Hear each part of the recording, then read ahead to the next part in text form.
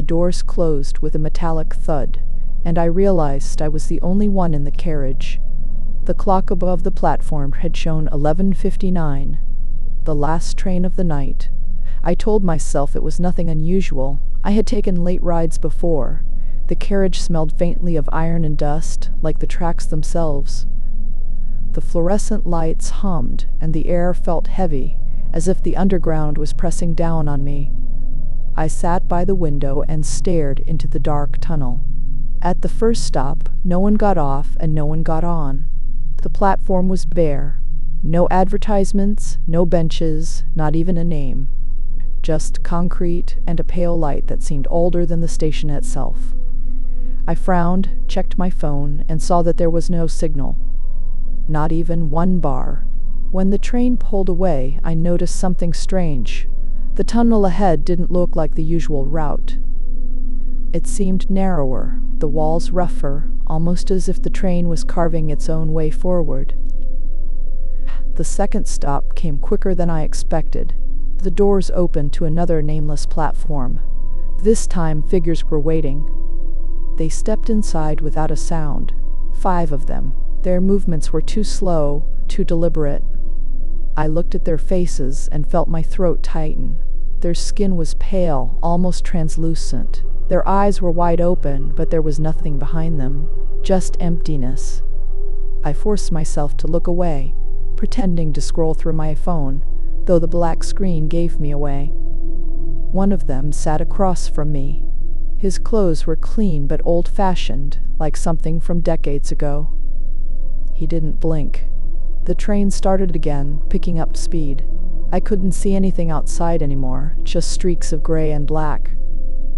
My reflection in the glass looked like a ghost, pale under the buzzing light. I wanted to get off at the next stop, no matter where it was. But when we slowed down, the platform outside wasn't a station. It looked like a cavern, raw stone dripping with moisture. The doors opened anyway. More passengers climbed in. They all looked the same. White skin, hollow eyes, silent expressions. None of them acknowledged me. They filled the carriage seat by seat, yet no one made a sound. I counted them in my head. 15 now. Their presence made the air colder. I rubbed my arms to keep warm, though sweat was sliding down my back. I whispered to myself, "It's just a dream." But the smell told me it wasn't. A sour, earthy odor now filled the train, like wet soil and something else I couldn't name. The train dove deeper, the tunnel slanting down. My ears popped from the pressure. My chest grew tight. When I glanced back at the group, one of them had moved closer. Not walking, just closer, as if the space between us had vanished without me noticing. He tilted his head slowly, watching me with those blank eyes. My hands were shaking. I thought of pulling the emergency brake, but there wasn't one. The panel where it should have been was just smooth metal. The lights flickered once. In that brief second of darkness, I felt movement all around me, like they had all leaned in closer. When the light came back, they were in the same seats, all except one. A woman now sat beside me. Her hair was damp, hanging in strands. Her dress was gray and stained. I could see the outline of her ribs under the fabric. She turned her head toward me, and though her eyes were empty, her lips moved.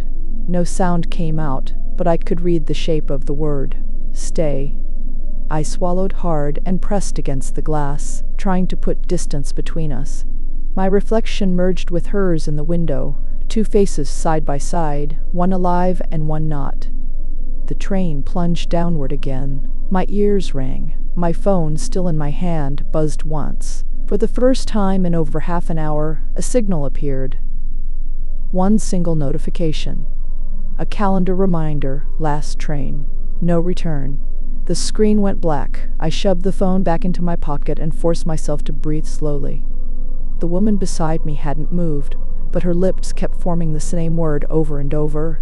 Stay, stay, stay. The train screeched as it slowed again. My heart leapt. Maybe I could run out, no matter what waited outside. The doors hissed open. There was no platform, just a black void. The doors opened into nothingness, as if the train floated above a bottomless pit. Cold air rushed in, carrying a smell like rusted metal and damp stone. I didn't move, neither did the others. The doors closed, sealing me inside once more. That was the moment I knew this train wasn't taking me anywhere I could leave. I tried the intercom by the driver's cabin. The button clicked under my thumb, but no sound came through. I banged on the door, yelling, demanding to see the conductor. Silence answered.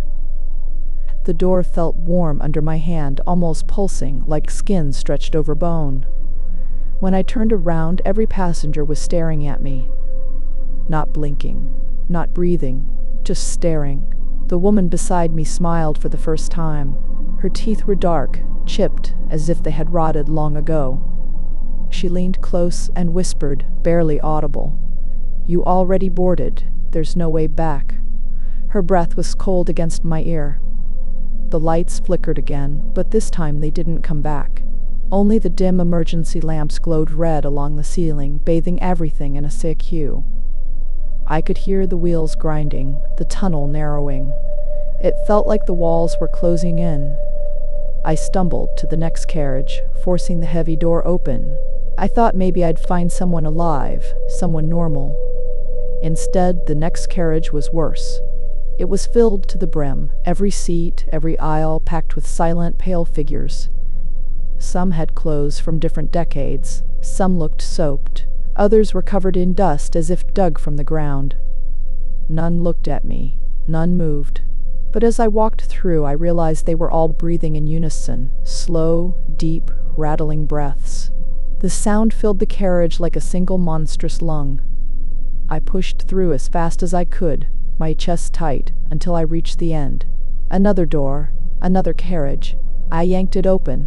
This one was empty, completely, except for a single suitcase lying in the middle of the floor. Brown leather, scuffed, with a tag still attached. My name was on it.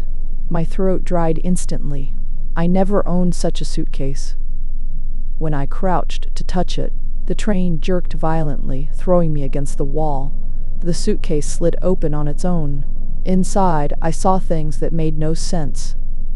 A shirt I had thrown away years ago. A photo of me as a child, one I hadn't seen in decades. A watch I lost last month. And beneath it all, a folded ticket. I lifted it with trembling fingers. Printed in black ink were the words, "The last train to nowhere. Passenger, my name. Destination, final stop." My pulse thundered in my ears. I wanted to tear it apart, but the paper was damp and cold like flesh. The carriage lights snapped off. Only the faint red glow bled through the windows. I heard footsteps, slow, heavy, coming closer. I wasn't alone anymore. When I turned, I saw them entering. The pale passengers, one by one, filling the empty space. Their faces still empty, their eyes still void, but now their mouths moved together. Not a whisper, not silence, but words. Final stop, final stop, final stop, final stop. The chant grew louder, echoing in my skull. The walls seemed to shake. The train was accelerating now, faster and faster, the air vibrating with its speed. I backed into the corner, clutching the suitcase, my breathing ragged. The woman from before appeared at the center of the group, her damp hair sticking to her face. She raised a hand, pointing at me, and in that moment, I realized I was no longer a passenger. I was part of the train. The last thing I remember before everything went black was the screech of metal, the red glow turning blinding, and the chorus of empty voices welcoming me home. The final stop had arrived. The station was louder than usual that night. The noise of shoes scraping concrete, the murmur of tired voices, and the metallic echo of the approaching train all mixed into a heavy blur. I was leaning against a cold column, staring at the glass wall across from me. That was when I noticed him. A man in an old dark suit stood among the crowd. His clothes looked like something from the 1940 seconds, pressed and neat but worn around the edges. At first glance he blended in. People brushed past him without a word, but my eyes stayed locked on the glass behind him. There was no reflection. The commuters, the lights, even the posters on the opposite wall had a clear image in the glass. Everything but him. The spot where his body should have appeared was empty, a cutout hole in the world. I blinked, thinking maybe the light hit wrong. I shifted, but the gap followed. My stomach tightened. I wanted to look away, but the absence pulled me in harder than his actual figure. A train screeched into the station. The crowd shuffled forward. I turned to check if he would board, but he remained still, staring at the arriving cars. Nobody else seemed to notice. No one gave him a second glance. I tried to shake it off. Maybe I was tired. Maybe the glass distorted. But then I noticed something worse. The crowd looked smaller.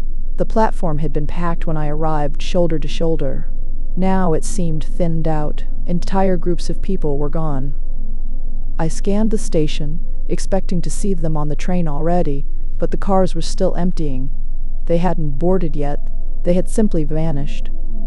I looked back at him. He was closer, not by much, just a few steps. But I hadn't seen him move. My breath caught. I stepped back without meaning to, almost bumping into a woman who didn't even glance at me. The train's doors opened. People rushed inside. The man in the suit stayed behind. And when the train left, more passengers were missing. The crowd thinned like fog burned off by the sun.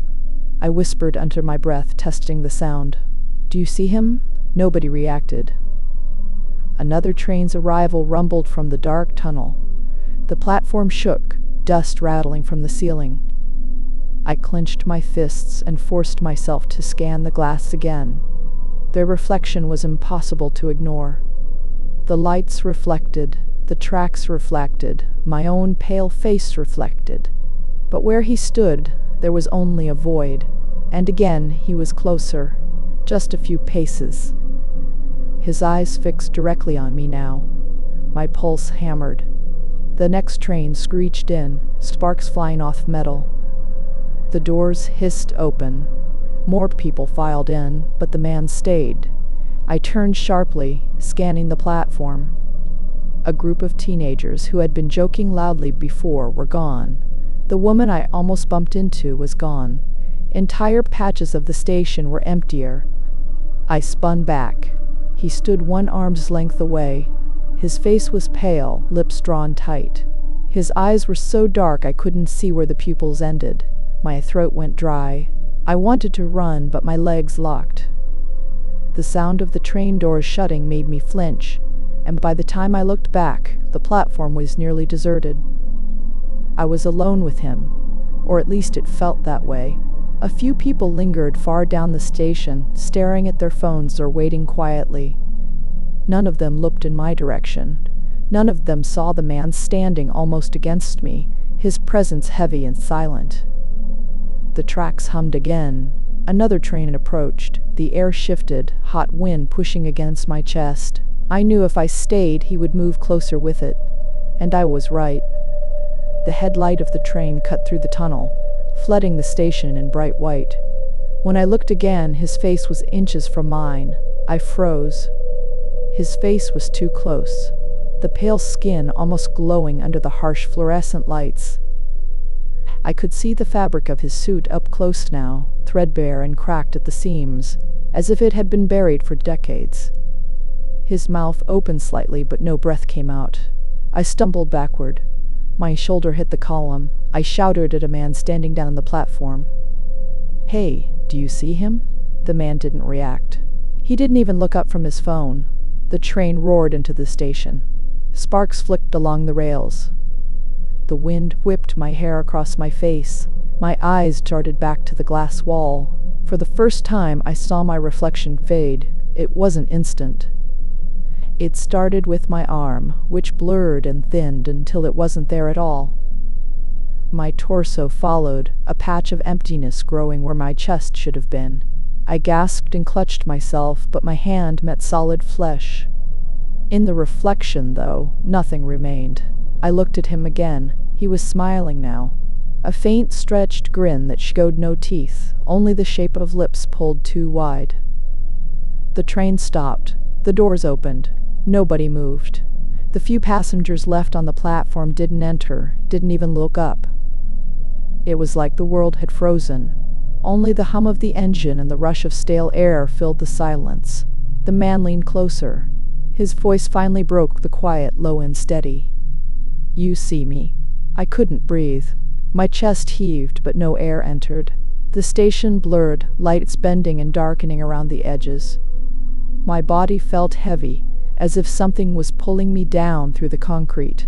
I blinked hard, forcing my vision to clear. The platform was almost empty now. The last commuters were gone. Even the sound of the train had dulled, like it was behind glass. I turned to the glass wall one last time. My reflection was gone completely. The space where I should have been was hollow, like his. The doors of the train closed. The lights dimmed. I felt a sudden rush, as if the ground had opened beneath me. My knees buckled, and the last thing I saw was the man's dark eyes inches from mine, pulling me into that void. When I blinked again, the platform was full. Commuters pushed past each other, rushing for the train that had just arrived. The noise returned. Footsteps, voices, the sharp squeal of brakes. I tried to shout, but no sound came. I reached for a woman walking by, but my hand passed straight through her shoulder. She didn't flinch. She didn't see me. And then I realized. I stood at the glass wall, staring out at the platform. The people reflected there. The lights reflected. The signs reflected. But not me. Behind me, just out of sight, I felt another presence waiting. A hand touched my shoulder, cold as stone. I didn't need to turn to know who it belonged to. The train pulled away, its rumble fading into the tunnel. The crowd shifted forward, already forgetting whoever had disappeared tonight. And the man in the old suit stood among them, his reflection as absent as mine. I was never supposed to find it. The night shift in the subway tunnels is routine. Clean up debris, check the tracks, make sure no one sneaks down there. That night, I was assigned to inspect a section near the old service corridor, sealed years ago. I had passed that heavy steel door countless times. But for some reason, when I pushed against it, the lock gave way. The air that rushed out was colder than the tunnel behind me. Stale, heavy, like it hadn't moved in decades. My flashlight cut through a corridor coated in dust. Pipes lined the ceiling, dripping condensation onto the cracked tiles. At the end, I saw a platform. There shouldn't have been a platform. It stretched out in silence, parallel to the main tracks but hidden from the public. No lights worked, only the glow of my beam catching fragments of old posters on the walls. Shoes, bags, even a child's toy car were scattered across the floor as if people had just dropped everything and left in a hurry. I crouched and picked up a torn notebook. The pages were damp, the writing smudged. One word was still visible, written again and again. Wait. The rails hummed under my boots. Not a sound from the main tunnels. This vibration came from here, from the hidden tracks. I backed up, trying to convince myself this was some old maintenance station. Maybe abandoned after construction plans changed.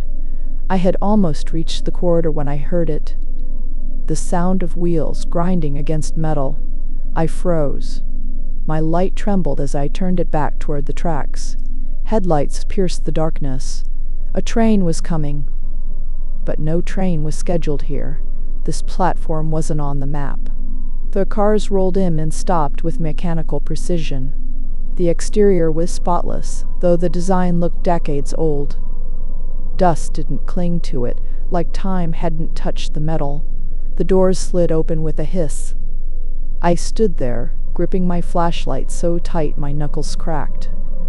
Inside, no seats were occupied, but shadows rippled across the glass. I couldn't tell if it was my imagination or something moving within. Then I heard it. Whispers. Low, layered voices, impossible to place. They didn't echo. They pressed against my ears directly, as if spoken from the inside of my skull. Sit. Join. Don't leave. I staggered backward, shaking my head. My instinct screamed at me to run, but my legs wouldn't move. The shadows inside shifted again. Something leaned closer to the doorway. Not a person, but a blur of features that dissolved when I tried to focus. The voices grew clearer. You're late. My breath caught in my throat. I dropped the notebook without realizing it, the pages scattering into the dark. And then the lights on the platform began to flicker one by one, stretching into the distance. The train was waiting for me. I swallowed, forcing my legs to move, trying to step back into the corridor I had come through. But the path seemed longer now, stretched unnaturally. Every step echoed, but the sound didn't come from the walls. It came from beneath me, like the platform itself was alive. The whispers intensified, wrapping around my mind. They weren't just words anymore. They were memories, feelings, fragments of people I never knew. Panic clawed at me, but I couldn't turn away from the train. It waited patiently, doors wide, shadows beckoning. Something compelled me forward. A step, then another. My hand brushed the doorframe. The metal was warm, too warm. My reflection in the glass stared back at me, but my face was twisted, hollowed out. I jerked my hand back. The whispers became voices I could almost understand. She's waiting. They never leave. Sit, sit, sit. The first car was empty, but as I stepped inside, the air changed. The warmth, the weight, pressed against my chest. The doors closed behind me with a soft thud, not mechanical, like the platform itself exhaled. I turned toward the seats. Shadows curled around them, thick and smoky, moving like liquid. They didn't walk, didn't crawl, they flowed. And at the far end, a figure sat upright, barely there, but I could feel eyes on me. "Welcome back," it whispered. Not with lips, not with sound. I felt it inside my skull, a name I didn't know, yet recognized. My heartbeat spiked. I tried to step back, but the floor shifted under me, like I was floating. The train lurched forward without warning. No sound of engines, no click of tracks, just motion, darkness, and whispers. I ran my hand along the walls, trying to grasp something solid. But the walls melted into smoke, revealing a corridor that didn't exist outside. Endless. My mind screamed, my instinct screamed, but the whispers drowned them. Then I understood. This wasn't a station. It wasn't even a train. It was a trap. A place for the forgotten, the lost, the ones who wandered too far. And now I was one of them. Sit, the voices urged again. Stay. Never leave. I stumbled into a seat, the shadows curling around me. My flashlight lay on the floor, dead. I tried to scream, but the sound didn't leave my throat. The train moved faster, plunging into darkness, and the platform I had entered from faded from my memory. Hours, days, or years passed, I couldn't tell. Time didn't exist. Only the whispers, only the motion, only the endless rows of empty seats filled with shadows that weren't quite human. I remember the notebook. The torn pages still scattered on the platform. The word wait repeated endlessly. That was me now, waiting. And the next time someone opens that locked door, I'll be there, whispering, sit.